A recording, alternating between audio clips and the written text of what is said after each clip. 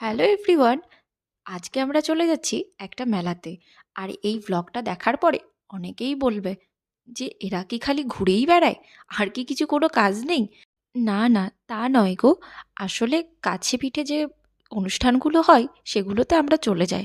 আর ঘরের মধ্যে বসে থেকেই বা কী করব, একটু বাইরে বেরিয়ে আসলেও একটু মনটা ভালো হয়ে যায়। তো আজকে চলে এসেছিলাম ওই যে বললাম মেলাতে। মেলাতে এসে প্রথমে দেখলাম একটা শো হচ্ছিল যেখানে ভাগ্য বিচার করা হচ্ছিল টিকিট কেটে। আর মেলাতে আজকে প্রচণ্ড পরিমাণে ভিড় ছিল।